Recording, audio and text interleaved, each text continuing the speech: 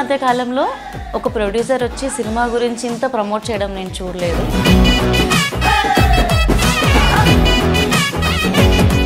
ఏమీ తెలియని అమ్మాయికి ఇంత డెప్త్ ఉన్న స్టోరీ నచ్చడానికి కారణం ఏంటి? వంశీ గారు చేసిన మ్యాజిక్ ఏంటి? ఒక విఆర్ స్పెక్స్ పెట్టుకొని కమిటీ కూరల సినిమా చూసినంత అంత జెన్యున్గా అనిపించింది నాకు ఆ నరేషన్.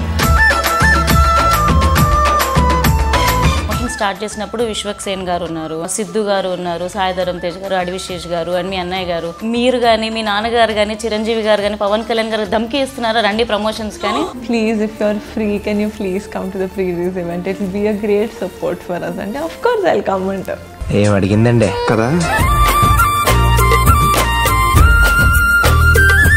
ప్రొడక్షన్ విషయానికి వచ్చేస్తే మీరు కొద్దిగా కంజూషి లాంటివి ఏమైనా చేశారా? రిడిక్యులస్ ఐఎమ్ వెరీ లైక్ నేను ఇవ్వండి డబ్బులు ఎందుకు ఇవ్వాలి ఇప్పుడు చెప్పండి. ఐఎమ్ లైక్ మెగా ప్రిన్సెస్ వచ్చాక full mega family full luck మళ్ళీ మొత్తం తిరిగి వచ్చింది అనిపిస్తుంది. చరణ్కి కూడా నేనే చెప్పాను అనమాట, క్రెడిట్ అందరూ కారాకి ఇస్తున్నారు అంత పాజిటివిటీ రావడానికి, అంటే అంత బుజ్జి దాని మీద అంత ప్రెషర్ అవసరమా అన్నాడు అనమాట.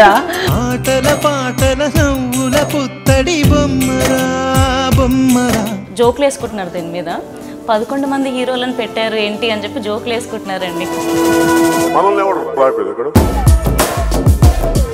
మీరు ఫస్ట్ మాట్లాడింది ఏంటి? గెలిచిన తర్వాత కలిసినప్పుడు ఏం మాట్లాడారు? ఆ హగ్ చూస్తుంటారు కదా, like I went and I hugged him when he was entering. ఫ్యూచర్లో ఒక సిచ్యువేషన్లో మ్యారేజ్ చేసుకోవాలంటే చేసుకుంటారా, లేదు పాలిటిక్స్లో నేను ఫ్రెష్గా నా కెరియర్ స్టార్ట్ చేస్తా అంటే ఈ రెండు సందర్భాల్లో ఏది చూస్ చేసుకుంటారు? I mean I'm open to finding love again in my life.